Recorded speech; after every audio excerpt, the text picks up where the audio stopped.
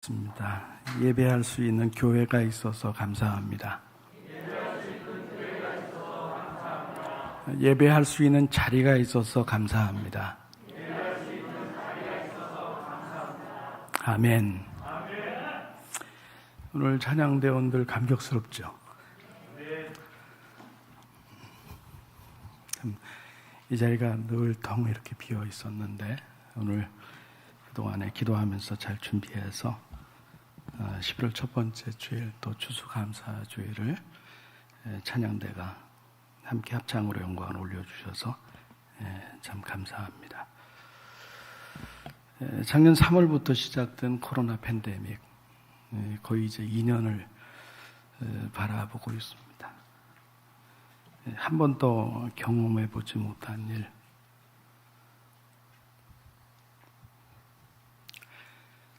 이렇게 긴 터널일까 생각했던 일들,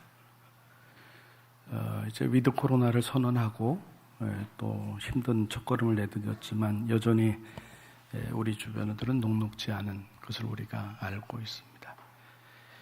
우리 자신의 건강도 우리가 지켜가야 되고 또 이웃의 건강도 우리가 함께 지켜가야 될 것입니다.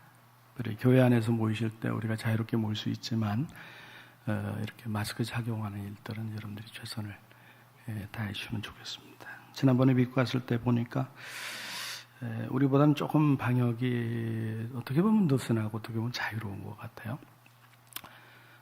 예배당 안에 들어갈 때 QR 체크하는 것도 없고 또 체온 점검하는 것도 없고 방명록을 쓰는 것도 없고, 그리고 예배당에 앉아있는 자리도 보면 거리두기도 없고, 단지 우리랑 하나 똑같은 것이 있다면 모든 교인들이 다 마스크를 정확하게 쓰고 있다고 하는 것, 그거 하나가 제 공통점이더라고요.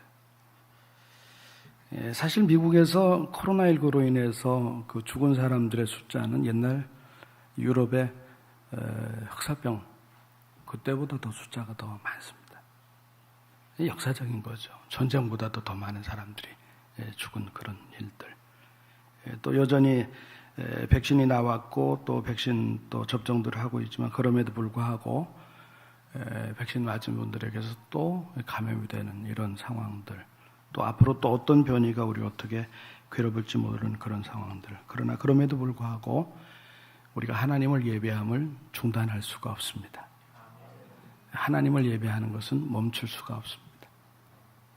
상황이 어려워서 우리가 현장에서 모이고 또 온라인으로 또 영상을 통해서 예배하기도 하지만 하여튼 우리가 하루속히 회복해야 될 자리는 바로 이 현장 예배 자리라고 믿습니다. 오늘도 부득불 어려운 상황 속에서 영상으로 예배하는 성도들, 다음 주부터는 조금 더 용기를 내십시오. 조금 더 용기를 내시고 또 우리 자녀들에게도 좀 용기를 주시고 또 말씀 속에서 하나님의 사랑 속에서 잘 우리 가정이 믿음을 지켜갈 수 있도록, 자녀들이 믿음 가운데 자랄 수 있도록 여러분들 함께 협력해 주시기를 바랍니다.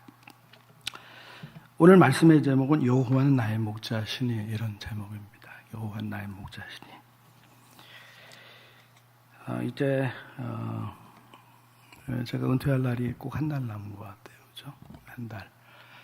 12월 11일 오후 2시 물로 추대식과 또 우리 김경도 목사님 위임식.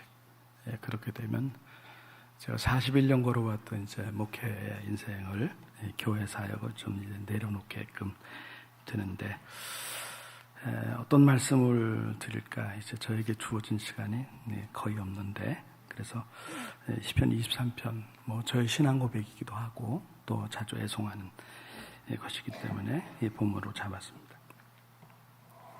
이 본문 시편 23편은 시편 150편 중에서도 가장 아름다운 그런 시입니다. 유명한 스펄전 목사님은 이 시를 가리켜서 이렇게 표현했죠. 시편의 진주다. 얼마나 아름다운지, 얼마나 아름다운 시편의 진주다. 많은 성도들이 애송을 하고 있습니다. 여러분들 가운데 암송하는 분들 많잖아요. 그런데 많은 성도들이 애송하는 그런 시이면서도 안타까운 것이 있습니다. 그것은 익숙한 것에 비해서 이 시의 풍성한 의미를 제대로 파악하지 못하는 성도들도 제법 있다 하는 것입니다. 그래서 조금 좀 자세히 살펴보면서 이 말씀을 통해 하나님께서 우리에게 주신 은혜를 함께 누릴 수 있게 되기를 바랍니다. 세 부분으로 나눠서 말씀을 드릴 거예요. 하나는 다윗의 현재 모습을 조금 살필 거고요. 다윗의 현재 모습. 그 다음은 다윗의 과거 회상, 과거를 돌아보는 것. 그리고 세 번째는 다윗의 미래 전망, 현재 모습, 과거 회상, 미래 전망. 이런 식으로 좀 말씀을 드리도록 하겠습니다. 주제가 1절에 농축이 되어 있어요. 주제가 1절에 농축되어 있는데 우리 한번 같이 읽어보겠습니다. 시편 23편 1절 같이 읽습니다. 여호와는 나의 목자시니 내게 부족함이 없으리로다. 아멘. 여호와는 나의 목자시니 내게 부족함이 없으리로다. 이 구절에서 특별히 중요한 것은 시제입니다. 시제, 텐스, 영어의 시제. 텐스, 시제. 과거, 현재, 미래. 이게 시제잖아요. 우리말 성경의 번역을 보면 현재인 것 같기도 하고 미래인 것 같기도 하고 좀 불분명해요. 근데 영어 번역을 보면 정확하게 그 표현이 미래형으로 되어 있어요. 그런데 히브리어 원문상으로는 조금 달라요. 히브리어 원문상에서 보면 히브리 문법을 보면 미완료 시제라고 하는 그 시제가 있는데 이 본문이 미완료 시제로 쓰여지고 있습니다. 이 미완료 시제의 특징은 뭔가 하면 한 시제 안에다가 과거와 현재, 미래가 다 포괄되어 있는 거예요. 이게 특별한 시제거든요. 히브리어 문법에서 있는 아마 제가 알기로는 우리나라 문법에 없고요. 또 영어의 문법에도 없는데 이 히브리어 문법에 보면 아주 특이하게 들어가 있어요. 미완료 시제. 과거, 현재, 미래를 다 포괄하는 시제. 다윗이 왜 미완료 시제를 써서 자신의 신앙 고백을 했을까? 이유가 있을 게 아니에요. 왜 과거, 현재와 미래를 모두 다 포괄하는 미완료 시제를 통해서 이 말씀을 고백했을까? 이유가 있겠죠. 지나온 과거를 회고해 보니까 너무 하나님의 은혜가 많아요. 너무 커요. 그래서 감사한 거예요. 참 감사하다. 하나하나 돌아보니까 너무 감사하다. 참 감사하다. 또 앞날을 내다봅니다. 미래를 전망합니다. 그러면서 모두 하나님이 여기까지 함께 하신 그 동일한 은혜로 함께 해줄 것이 분명해요. 이게 확실해요. 그래서 감사한 거예요. 지금도 마찬가지죠. 그러니까 당연히 감사한 거예요. 지나온 날 속에도 그렇고 앞날을 내다봐도 그렇고 동일한 하나님의 사랑이 나와 함께 하실 것이 분명하고 또 이 시를 고백하고 있는 그 순간을 봐도 하나님의 사랑은 참 놀랍고 그래서 과거, 현재, 미래를 포괄하는 미완료 시제로 자신의 신앙을 고백을 하고 있는 것입니다. 그러면 다윗의 신앙 고백이 무엇일까? 다윗의 신앙 고백은 한마디로 말하면 오직 하나님 한 분으로 만족할 수 있다 하는 것입니다. 오직 하나님 한 분으로 만족할 수 있다. 하나님이면 충분합니다. 하나님이면 됐습니다. 하나님이면 다 합니다. 그러니까 다윗에게 있어서 행복의 조건은 무엇인가 하면 오직 하나, 하나님. 이것이 다윗의 행복의 조건이에요. 목자이신 하나님. 목자이신 하나님. 첫째로 살핍니다. 다윗의 현재 모습입니다. 이미 말씀드린 대로 다윗에게 있어서 행복의 조건은 오직 하나님이야. 그런데 이 고백은 그가 숱한 인생의 경험들을 통해서 터득한 겁니다. 그가 살아왔던 모든 인생의 경험들을 통해서 배워진 겁니다. 이것저것 그런 것들이 아니다. 오직 하나님 한 분이면 충분하다. 그분만 계시면 만족하다. 그래서 1절에서 중요한 게 뭐냐면 나의라고 하는 거죠. 여호와는 나의 목자시니. 이게 소유 형용사잖아요. 마이. 영어의 마이. 소유 형용사. 이 말은 바로 내가 경험했다는 거예요. 머릿속에만 머무는 지식이 아니라 내가 일생을 통해서 살아오면서 경험한 신앙적 체험의 고백이라는. 한평생 살아보고 그 과정 속에서 얻어진, 경험되어진 고백이라는 거예요. 흔히 많은 사람들은 소유나 권세나 명예 같은 외적인 조건을 행복의 조건으로 생각을 합니다. 여러분 그런 것 같지 않아요? 내 인생의 행복의 조건은 뭘까? 소유, 명예, 권세. 그런 것 같아요. 근데 다윗은 뭐라고 고백해요? 다윗이 경험한 바로는 그것 아니다. 그것들이 아니라 하나님이 함께 하시면 만족한다. 하나님이 함께 하시면 충분하다. 하나님이 목자로 함께 하면 된다라는 것입니다. 어떤 형편에서든지 하나님이 함께 해주시면 그 자체로 만족할 수 있다. 고백하고 있는 거죠.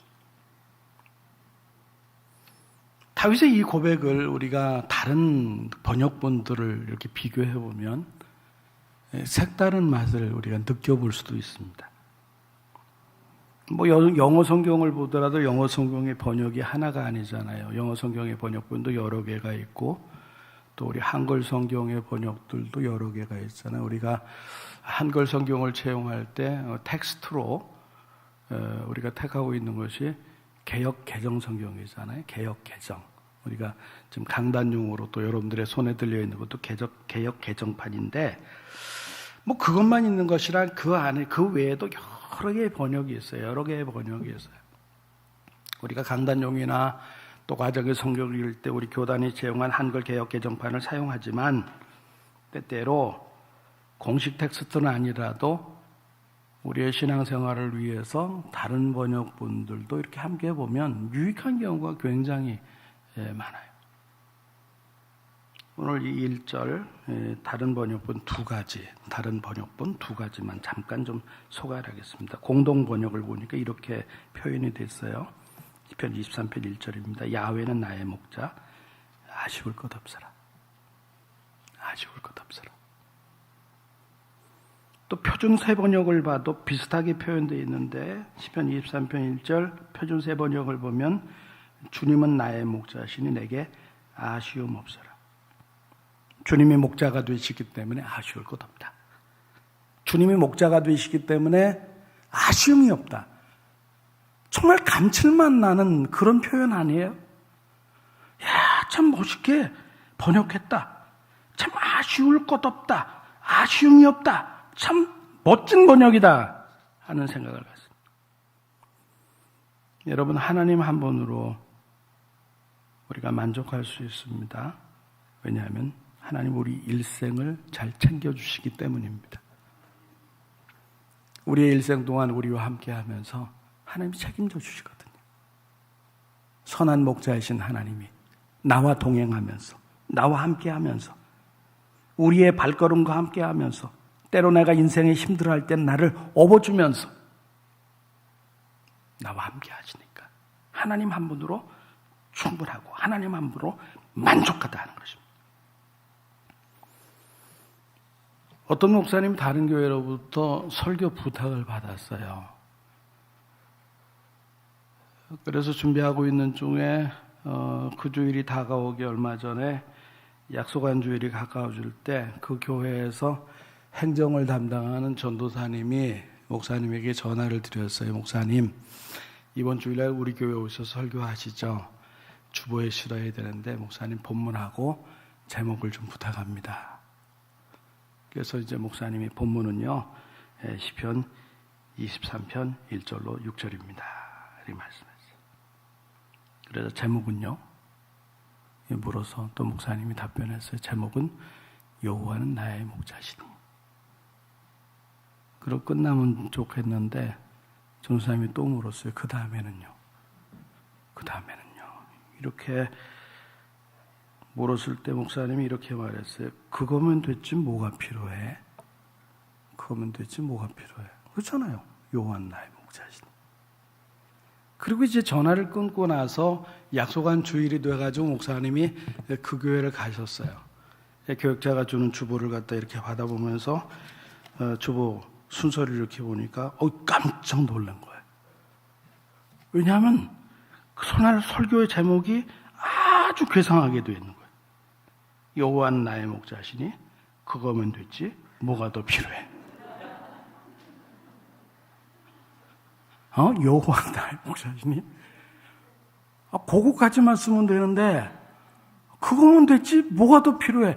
이거까지를 제목인 줄 알고 전도사님이 혹하니 주보에다가 기록을 해놓은 거예요. 얼마나 당황이 됐겠어요. 또 예배 시간에 그 얘기를 하면 그 행정전도사님이 얼마나 당황스럽겠어요. 또 마음에 상처가 되겠어요. 해서 그 얘기도 하지 못하고 에라 모르겠다 그냥 하자. 뭐 어쩔 수 없지. 이거를 해야 되지. 강단에 서셔가지고 목사님이 교인들에게 여러분 오늘 주보의 설교 제목 보니까 아주 요상하죠. 좀 이상하죠. 그렇게 이야기를 하시면서 근데 여기 깊은 의미가 있어요. 그러면서 이렇게 설교를 하셨대요. 요한은 나의 목자신데 그분이 나의 목자라면 뭐가 더 필요합니까? 그거면 됐지. 주님이 나의 목자라면 뭐가 더 필요합니까? 그 하나로 충분하지. 이렇게 설교했더니 온 교인들이 은혜를 받았다 하는 얘기입니다. 여러분 이것이 우리의 신앙 아닙니까? 이것이 저의 신앙이고 여러분의 신앙이 아닙니까? 우리에게 뭐가 필요해요? 예수 그리스도, 살아계신 하나님 아버지, 나의 과거에도, 나의 오늘에도, 나의 미래에도 나와 함께하면서 나와 동행하면서 나의 일생을 챙겨주시고 책임져 주시는 그분, 그 선한 목자이신 그분 계시면 되죠? 뭐가 더 필요해요? 그분이 다 챙겨주잖아요. 여러분 어린아이에게는 엄마 하나면 되잖아요. 엄마 하나면 엄마가 다 챙겨주잖아요. 뭐가 모자라요? 아이에게. 엄마 외에 뭐가 필요해요? 엄마가 다 알아서 해주죠. 오늘 우리도 마찬가지 하나님 한 분만 있으면 되는 줄로 믿습니다. 그래서 우리가 성경을 읽어보면 참 믿음의 사람들은 한결같이 다윗과 같은 신앙 고백을 했다 하는 것을 우리가 발견하게 됩니다. 하나님 한 분으로 만족합니다. 여호와는 나의 목자시니 내게 부족함이 없습니다. 사도 바울이 그랬습니다. 그가 복음을 전하다 감옥에 갇혔어요. 열악한 환경 가운데서 얼마나 힘들었겠습니까? 근데 그는 옥중서신인 빌립보서에서 뜻밖의 이런 고백을 해요. 빌립보서 4장 11절 12절에 내가 궁핍함으로 말하는 것이 아니니라 어떠한 형편에든지 나는 자족하기를 배웠노니 나는 비천에 처할 줄도 알고 풍부에 처할 줄도 알아 모든 일 곧 배부름과 배고픔과 풍부와 궁핍에도 처할 줄을 아는 일체의 비결을 배웠노라. 여러분 이 말이 무슨 말입니까? 내가 감옥에 갇혔는데 사도이기 때문에 사도 체면에 안 그런 척하는 거 그건 아니다. 바울도 인간이잖아요. 내가 사도 체면에 그렇게 얘기할 수 있나? 그거 아니다. 진짜다. 내 고백은 자족의 비결을 배웠다. 그러니까 부하든 가난하든 풍요하든 궁핍하든 어떤 형편이든지 자족할 수 있는 비결을 배웠다. 그것을 터득했다. 내 일생을 통해서 그것을 내가 내 하나의 삶의 원리로 삼았다. 그래서 괜찮다. 내가 지금 감옥에 있지만 괜찮다. 나는 여기에서도 자족할 수 있는 비결을 배웠다. 고백하고 있는 것입니다. 그럼 그것이 어떻게 가능해요? 어떻게 가난할 때, 궁핍할 때, 감옥에 있을 때 어떻게 그것이 가능해요? 그는 이어서 빌립보서 4장 13절에 이런 고백을 해요. 내게 능력 주시는 자 안에서 내가 모든 것을 할 수 있느니라. 많은 사람들이 이 문맥을 해석하면서 오해를 해요. 성경을 읽을 때는 앞, 뒤 같이 봐야 되거든요. 그것만 떼놓고 보면 그릇된 해석이 생길 수 있거든요. 이 문맥을 무시하면 그리고 나서 이 구절을 이렇게 해석하는 거예요. 하나님 믿으면 만능이야. 예수 믿으면 안 되는 일이 없어. 그게 바로 잘못된 해석이에요. 이 말씀의 바른 해석은 무엇입니까? 여러분 생각해 보세요. 만약에 예수 믿으면 만능이고 하나님 믿으면 만능이면 바울이 지금 제일 먼저 해결해야 될 문제는 뭐겠어요? 감옥에서 나가는 거예요. 그것처럼 시급한 게 어디 있어요? 그러나 여전히 감옥이에요. 그래서 예수 믿으면 만능이다, 하나님 믿으면 만능이다 그런 뜻이 아니고 어떤 형편, 어떤 환경에서든지 잘 적응하고 잘 극복하고 만족할 수 있는 능력을 주님이 주신다 하는 말씀입니다. 주님이 함께 하시면서. 그럼 무슨 말씀인지 이해되세요? 이 말씀이 바로 다윗의 고백과 일맥상통하는 거예요. 여호와는 나의 목자신. 여호와는 나의 목자신. 주님이 함께 하시면, 주님이 내 목자이시면 어떤 형편에서든지 만족할 수 있다. 여러분 이런 신앙을 가지고 있으면 행복한 인생을 살 수 있는 줄로 믿습니다. 다른 조건이 좀 미비해도, 다른 조건이 좀 부족해도 행복한 고백을 하며 살 수가 있단 말이에요.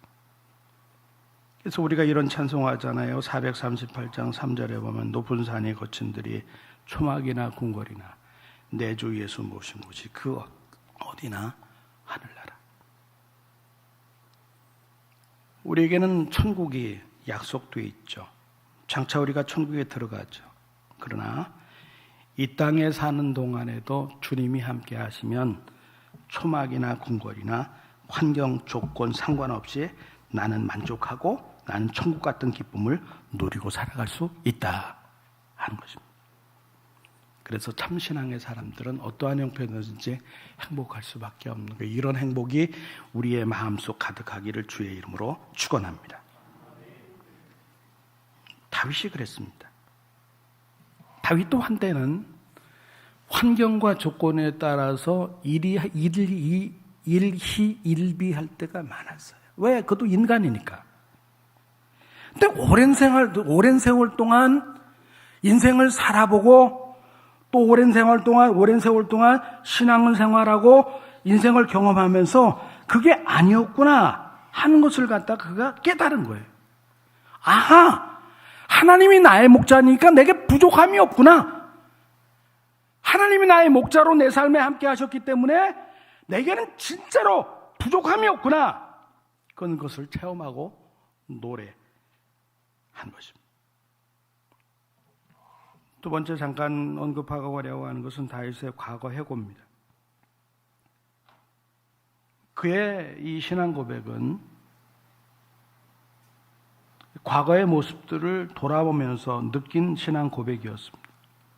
우리도 그렇지만 다윗도 자기의 지나온 생애를 이렇게 돌아보면 주마등처럼 쭉 지나갔을 거예요. 영화 필름처럼 쭉 지나갔을 거예요. 과거에 이런 일도 있었고 저런 일도 있었어요. 그런데 하나님께서 목자로 나와 함께 하시면서 그 모든 일을 극복하게 하셨어요. 넘어서게 하셨어요. 그리고 승리하게 하셨어요. 참 감사한 거예요. 미래를 전망하면서 나에게 남은 생이 얼마나 되는지를 몰라요. 뿐만 아니라 어떤 일이 내 앞에 또 닥칠지 몰라요. 그러나 분명한 사실은 과거 인생 속에서 나와 함께 하시면서 승리하게 하신 하나님이, 그 하나님이 나의 목자라면 여전히 나에게 미래의 삶 속에서도 은혜를 베풀어 주셔서 승리케 하게 하겠구나, 천국으로 인도해 주겠구나 하는 믿음이 그의 마음속에 감사를 끌어올린 것이죠. 하나님의 인도를 감사하고 하나님의 보호를 감사하고 역경과 고난이 있었지만 그것을 극복하게 만들어주고, 그것을 감사하면서 이 노래, 시편 23편의 찬송을 갖다 한 것입니다. 2절을 한번 보겠습니다. 2절, 시편 23편 2절 같이 읽어봅니다. 시작. 그가 나를 푸른 풀밭에 누이시며 쉴만한 물가로 인도하시는도다. 아멘. 그는 어린 시절의 목동이었잖아요. 그 경험 속에서 나온 고백이거든요. 직접 양을 쳐봤으니까. 마치 한 폭의 그림을 보는 것처럼 아름다운 그런 장면이죠. 푸른 풀밭, 쉴만한 물가, 잔잔한 물가라는 것이죠. 영육 간의 풍성한 은혜를 베푸시는 하나님의 사랑을 노래하고 있는 거예요. 여러분들 아신 대로 팔레스타인 지방, 그 이스라엘 팔레스타인 지방이라고 하는 곳은 준사막 지역이거든요. 그래서 샘이 별로 없어요. 또 물이 고여 있는 곳도 별로 없고 강수량도 굉장히 적고 목초지도 드물어요. 그런데 목자는 양들을 위해서 어떻게 해서든지 간에 그것을 구해준다는 겁니다.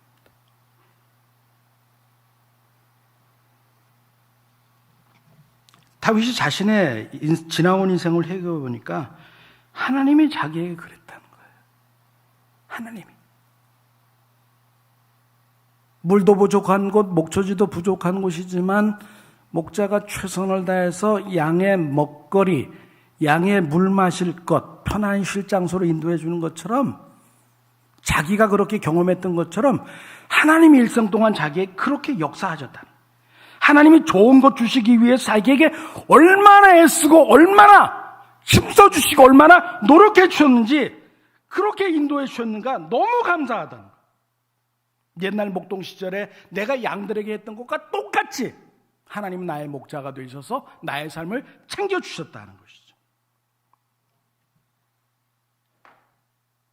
근데 이 2절 속에서 좀 주목해야 될 표현이 하나 있습니다. 그가 나를 푸른 물밭에 누이시며라고 하는 이 누이시며라고 하는 표현입니다. 누이셨다. 따라하겠습니다. 누이시며. 놓치지 말아야 돼요. 우린 양의 생리를 잘 몰라요. 저도 양을 쳐본 적이 없잖아요. 여러분들도 양 쳐본 적이 없어요. 양의 생리를 우리가 알지를 못해요. 그런데 양의 생리를 알면 그냥 지나칠 수 없는 그 단어가 바로 이 누이시며. 참 놀라운 은혜가 이 단어 속에 담겨 있습니다. 필립 켈러라는 사람이 쓴 양과 목자라는 책이 있어요. 양과 목자 이렇게 번역이 되어 있는데 그 영어 표현의 원제를 직역하면 목자가 시편 23편을 바라보다 그거거든요. 목자가 시편 23편을 바라보다 살펴보다 하는 그런 뜻의 책입니다. 이 필립 켈러라는 분은 목사고 작가예요. 어린 시절 아프리카 선교사님의 자녀로 자랐어요. 그런데다가 호주에서 한 8년 정도 목장을 운영하면서 자기가 스스로 목자로 이렇게 경험을 했었어요. 8년이나. 그래서 누구보다도 양의 생리를 잘 알죠.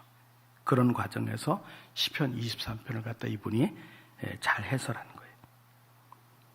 그래서 이 책을 읽어보면 시편 23편에 담긴 아주 풍성한 은혜를 우리가 느낄 수가 있습니다. 그런데 이 양이 눕는다는 것을 이렇게 설명을 했어요. 이것은 벌렁 뒤로 눕는 것이 아니다. 우리 사람처럼 양이 어떻게 뒤로 벌렁 이렇게 누울 수가 있겠어요? 그게 아니라 이 눕는다라는 것은 편안한 자세로 엎드리거나 옆으로 비스듬히 기대어 눕는 것을 가르친다 그랬습니다. 그러면서 그렇게 양이 비스듬히 누울 때는 양이 그렇게 편안하게 누울 때는 몇 가지 조건들이 충족되어야 된다고 그래요. 그 몇 가지가 뭐냐? 일이나 사자 같은 맹수가 주위에 없어야 돼요. 또 다른 양들과 싸움이 없어야 돼요. 몸에 벼룩이 없어야 돼요.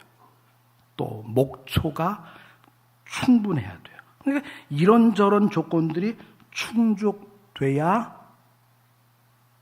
양이 편안히 눕는다는 거예요. 여러분 곰곰이 생각해 보세요. 그런 여러 가지 조건들을 양 스스로가 만들 수 있습니까? 불가능하죠. 근데 목자만 옆에 있으면 되는 거예요. 목자만 옆에 있으면 다 되는 거예요. 목자 한 분이면 충분하다. 그래서 목자가 옆에 있으면 편안한 자세로 누울 수 있다. 목자가 옆에 있으면 편안하게 비스듬히 누울 수 있다라는 것이죠. 그런데요, 목자가 양으로부터 조금 떨어졌을 때 이런 일이 생긴대요. 이 양이 어쩌다 보면 그냥 뒤집혀져 가지고서 벌렁 이렇게 등은 땅바닥에 대고 네 다리는 그냥 허공에 떠가지고서 그냥 매매하면서 그냥 안타깝게 부르짖는 그런 상황이 온다는 겁니다. 그 상태 그대로 두면 결국 살아나지 못하고 죽는다는 거예요. 그런데 다행히 목자가 발견하고 바로 딱 세워지면 상황 끝. 자, 정리가 되는 거예요. 그렇기 때문에 양에게 있어서 행복의 조건은 오직 하나, 뭐예요? 목자다. 이해되시나요? 네. 그가 안심하고 누울 수 있는 상황은 양이 만들 수가 없어요. 우리도 마찬가지예요. 우리 자신도 우리가 지키질 못해요. 우리의 능력 한계 밖이에요. 우리의 노력 한계 밖이에요. 그러나 짐승 양에게 목자가 있으면 충분한 것처럼 우리 인생에 선한 목자이신 우리 하나님, 선한 목자이신 주님이 우리와 함께하면 충분하게 이길 수 있을 줄로 믿습니다. 말씀 마치겠습니다. 568장 우리 찬송 부르겠습니다. 568장.